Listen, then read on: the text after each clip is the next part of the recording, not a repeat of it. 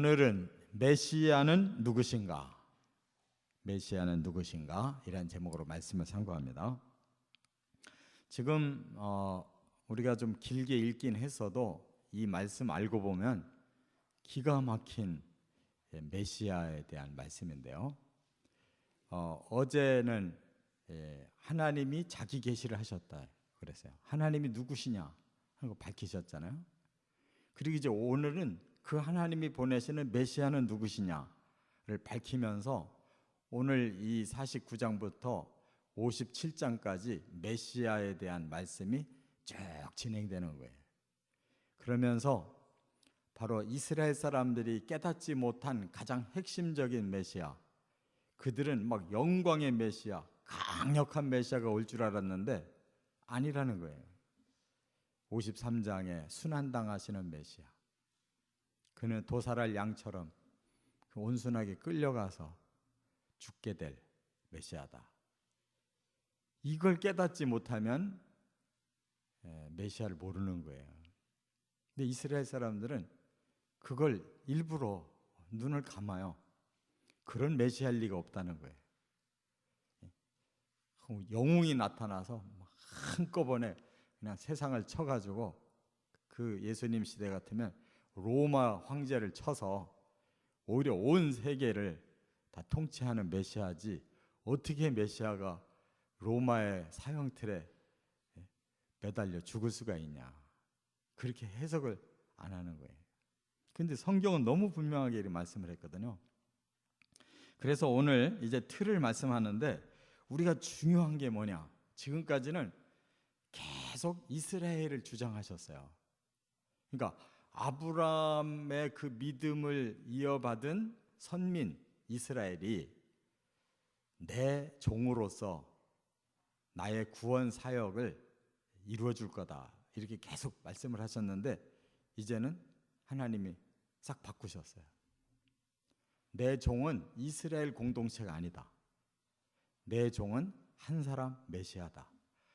아브라함과 다윗의 혈통을 타고난 한 사람 메시아를 내가 나의 종으로 쓸 거다, 이렇게 확 바뀌는 겁니다.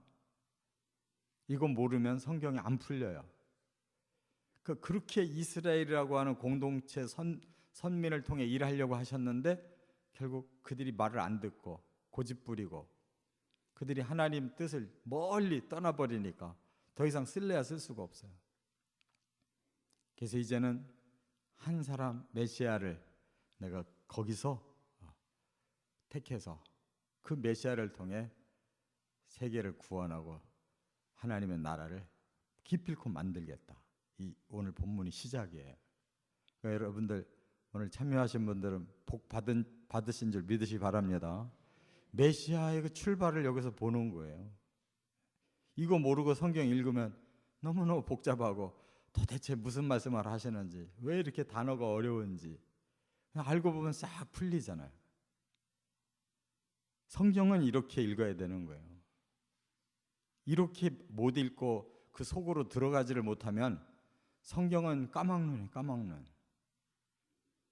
그래서 이제 한 분으로 초점 맞추시는 거예요. 구원자 한 분으로. 자, 그러면 그 구원자 한 분 메시아가 하실 일이 뭐냐? 세 가지가 있어요. 첫째, 1절부터 6절에는 여호와의 종이 되신 메시아,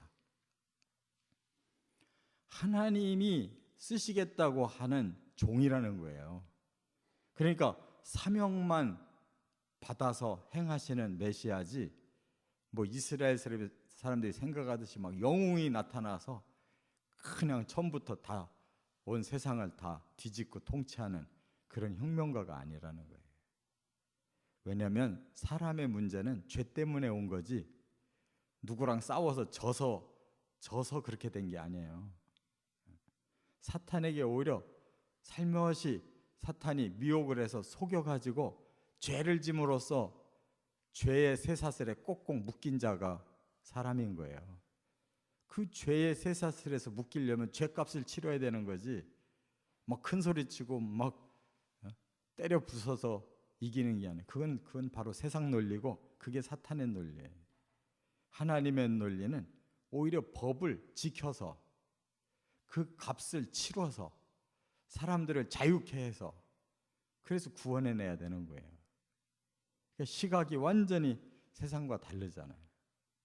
그게 의이고 그게 사랑이라는 거예요. 깨달으시 바랍니다. 그래서 오늘 본문에 보니까 태에서 부르시고 복중에서 그 이름을 기억하셨다. 예수님을 태에서 부르셨잖아요. 마리아의 태에서 부르시고 이미 그 복중에 있을 때 그의 이름은 구원자 임마누엘이 될 것이다. 메시아는 탄생하신다는 거예요. 사람으로 탄생하신다. 또 그 입이 날카로운 칼이 될 것이다. 그러나 그 메시아의 사명은 바로 말씀에 있다는 거예요. 그 말씀은 사람의 심령 골수를 찌르고 쪼개서 그들을 변화시킬 말씀의 능력을 가졌다는 거예요. 하나님께서 그를 갈고 닦은 칼이 되게 하겠다 그랬어요. 예수님이 뭐가 무서워요? 다른 거 하나도 안 무서워요. 말씀이 무섭잖아요. 그 말씀이 우리 죄를 지적하고, 산상수훈 같은 거 읽어보세요. 얼마나 양심이 찔리는지. 오히려 반대로 뒤집어서 말씀해요. 가난한 자가 복이 있다는 거예요. 슬피 우는 자가 복이 있고 박해를 당하는 자가 복이 있대요. 그게 얼마나 역설적인 무서운 말씀이에요. 그리고 그러나 끝내 영광을 나타낼 것이다. 하나님의 영광을 나타낼 것이다. 그게 하나님 방법이라는 거예요. 사람들의 죄를 찔러서 그 죄를 해결해 주고 바로 그들이 하나님을 영화롭게 할 백성들이 될 것이다. 그 말이에요. 그러나 그 메시아가 하는 일이 헛되이 수고하는 것 같을 것이다. 그랬어요. 그게 뭐예요? 결국은 막 사람들이 야 저분이 진짜 메시아고 우리 구원할 자인가 보다 하고 모여들었더니 그분이 그렇게 하신 일이 다 헛수고가 된 것처럼 죽더라는 거예요. 이스라엘 사람들이 그래서 실망한 거예요. 헛되이 수고하는 자같이 돼버렸대요. 그게 메시아의 순환을 말하는 거예요. 그러나 다시 이스라엘을 끌어모으실 것이고 이방의 빛이 될 것이고 구원을 땅끝까지 베풀 것이다. 아니 여기에 뭐 적나라하게 다 나오잖아요. 예수님이 순환 후에 다시 부활하셔서 영화롭게 되셔서 이스라엘의 구원자일 뿐만 아니라 이방인들의 구원자예요. 그래서 그 구원의 빛을 땅끝까지 이루실 것이라고 그랬어요. 이게 바로 메시아의 사명이라는 거예요. 하나님의 종으로. 깨달으시 바랍니다. 우리가 예수 믿는 건 종 되는 거지 하루아침에 왕자 되고 공주 되는 거 아닙니다. 잘못 생각하면 이 기독교가 우상 종교가 더 미신이 되는 거예요. 예수 믿더니 맨날 복만 달라고 그러고 뭐 병만 고쳐달라고 그러고 뭐 하루아침에 그냥 뭐 잘 되고 형통하게만 해달라고. 그건 미신입니다. 기독교는 절대 그런 종교가 아니에요. 바로 이렇게 죄의 문제를 풀고 진정한 하나님의 진리와 그 성령과 하나님의 그 빛이 임해서 사람들이 구원받고 그 후에 영화를 누리는 거예요. 바로 메시아는 처음부터 종으로 오셨다는 거예요. 이 사명 감당하려고. 이 1절부터 6절까지가 얼마나 복음이에요. 다 예수님의 생애가 다 여기에 그냥 적나라하게 다 표현되어 있잖아요. 지금 너무 하나님 말씀이 많아가지고 막 26절까지 오늘 한꺼번에 하려니까 힘들지만 하나하나 음미해 보면 그냥 뭐 이 몇 절 가지고도 한나절 해야 돼요. 너무너무 말씀이 깊고 오묘한 걸 모아놨어요. 두 번째 7절부터 13절 은혜로 구원하실 메시아. 메시아는 칼부림해서 이기는 메시아가 아니에요. 오히려 그 고통 가운데 저주 가운데 빠진 사람들을 위로하고 은혜를 베풀어서 구원하신다는 거예요. 예수님의 복음이 그랬잖아요. 여기 보니까 뭐라고 그랬어요? 은혜의 때고 구원의 날이다. 이게 다 신약에도 이거 나오잖아요. 보라 은혜 받을 때요 구원의 날이로다. 바로 예수님이 오셔서 사람들에게 이제는 은혜를 베푸는 복음을 주셨고 사람들의 영혼을 구원하는, 죄로부터 자유케 하는 그 구원을 주신 거예요. 그래서 이제 메시아를 언약의 메시아가 되게 하겠다. 그 말은 뭐냐면 그 메시아만 믿으면 구원 줄게. 이게 언약의 메시아라는 거예요. 메시아를 통해 어떻게 구원받느냐? 그 메시아가 이뤄 놓으신 일을 우리가 믿기만 하면, 받아들이기만 하면 구원받는다. 이게 언약의 메시아예요. 그래서 이 황무한 땅을 기업으로 만들어서 상속하리라. 영적으로 이 땅이 황무해요. 죄를 져가지고 온통 저주받은 땅이에요. 근데 사람들이 영안이 닫히니까 뭐만 보여요? 맨날 이 땅덩어리, 이게 언제 이게 발표가 돼가지고 이 땅이 하루아침에 황금의 땅이 될까? 이것만 쳐다보잖아요. 하나님 믿는 사람들은 그 땅을 쳐다보지 말고 그건 눈 감고 영안의 땅, 이 황무한 땅이 영적으로 죄짓고 또 저주받은 이 땅이 언제 풀려질까? 그것이 하나님의 기업이 돼서 우리에게 상속되는 날이 언제일까? 하나님의 나라가 언제 완성될까? 그걸 보라는 거예요. 또 잡혀있는 자, 흑암에 있는 자, 줄이고 목마른 자, 상한 자를 긍휼로 샘물 근원으로 인도할 것이다. 그게 구원의 샘물이라는 거예요. 값없이 와서 먹으라고 그랬잖아요. 이렇게 내 자신이 지금 사로잡혀 있고 흑암에 있고 줄이고 목마르고 나는 상해 있다. 이걸 깨닫는 자가 바로 메시아 앞에 나와서 긍휼로 구원을 받고 그들이 영생하는 샘물로 인도함을 받는 거예요. 그래서 그들은 사방에서 올 것이다. 여기 보니까 북쪽, 서쪽, 사방에서 올 것이다 그랬어요. 바로 예수님의 복음은 처음부터 세계를 향해 있었어요. 땅 끝까지 전하라고. 그래서 제자들이 바로 그 사명을 감당하기 시작했고 복음은 한 곳에 머물질 않았어요. 계속 그곳이 믿으면 그 다음 곳으로, 그 다음 곳으로.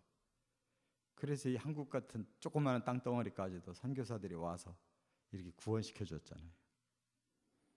위로와 긍휼을 베풀 것이다. 복음은 위로와 긍휼이에요. 한마디로 말하면. 할렐루야. 네. 이런 메시아의 구원 은혜를 주셨어요. 세 번째, 이 14절부터 26절까지는 시온을 건설하실 메시아. 여기 14절에 아주 중요한 단어가 나오죠. 오직 시온이 이르기를 여호와께서 나를 버리시며 주께서 나를 잊으셨다 하거니와. 시온이 그렇게 말한다는 거예요. 하나님이 나를 버리시고 나를 잊으셨구나. 시온이 뭐예요? 예루살렘의 별칭인데 하나님의 나라를 말씀하는 상징어예요. 하나님이 우리를 버리셨구나. 아니다. 젖먹이는 여인이 어찌 자식을 잊어버리겠느냐. 혹시 그럴지라도 나 여호와는 너희를 잃어버리지 않는다. 반드시 시온을 다시 세운다. 그게 하나님 나라예요. 그래서 멸망을 당하고 포로되었던 자들을 다시 돌아오게 할 것이다. 이스라엘이 바벨론에게 멸망당했지만 70년 후에 돌아오게 하셨죠. 로마에게 멸망당했지만 1878년 만에 다시 돌아와서 1948년에 이스라엘이 다시 회복됐죠. 하나님은 결코 이스라엘을 포기하지 않아요. 그들은 쓰기로 약속한 선민이기 때문에 그들의 역사가 하나님이 하고자 하는 일을 입증시키는 그런 증표가 되기 때문에 결코 버리지 않아요. 반드시 돌아와요. 그리고 앞으로 7년 대환란을 통해서 그 선민이 완전히 하나님 앞에 불 속에서 정화를 받고 마지막 구원자들을 택하신다. 그게 14만 4천이라는 거예요. 뭐 알지도 못하는 이만희는 거꾸로 과천에다가 14만 4천 모은다 그러는데 그는 성경의 성자도 모르는 사람의 얘기예요. 하나님께서 이렇게 시온을 결코 잊어버리지 않고 세우신다. 거기에 그러면 유대인만 들어가느냐? 아니에요. 여기에는 바로 모든 사람이라고 그랬어요.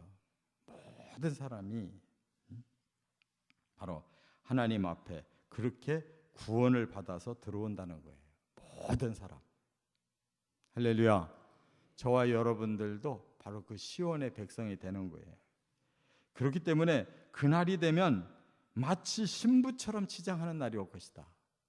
예수님이 신랑으로 재림하시니까 성도들은 전부 신부가 된다는 게 여기도 똑같이 증거하고 있어요. 그날은 신부처럼 될 거다. 어디 그래서요? 바로 18절에 그랬잖아요. 그 성읍 시온은 황폐했었는데 지금은 사람들이 너무 많이 몰려와가지고 왕성한 성읍이 될 것이다. 왜? 구원받은 자들이 다 그 안으로 들어오니까 왕보다도 더 영광스러울 것이다. 23절에 대적자의 손에서 건질 것이다. 그 대적자가 누구예요? 진실로 하나님의 대적자는 사탄이에요. 사탄을 멸하고 그 시온이 완성될 것이다. 그래서 26절에 뭐라고 그랬어요? 모든 사람이, 여기 모든 육체라는 말은 모든 사람이라는 뜻이에요. 모든 사람이 하나님은 우리의 구원자시고 우리를 구속한 자시고 하나님은 전능자시구나 하는 걸 모든 사람이 고백할 날이 올 것이다. 이게 하나님의 목적이에요. 이와 같이 한 장에 메시아의 그 하실 일이 다 나타나 있잖아요. 하나님 종으로 사명 받으시기 위해서 탄생하셔서 죽으시고 다시 이방인까지 구원할 사명이 있다는 거. 그분은 은혜로 사람들을 구원하고 그분은 반드시 시온이라고 하는 하나님 나라를 반드시 건설해 놓으실 것이다. 저와 여러분의 나라, 바로 저와 여러분의 구주 예수 그리스도가 그 일을 행하신 줄 믿으시고 이 마지막 말씀까지 순종해 나가시기를 주의 이름으로 축원합니다.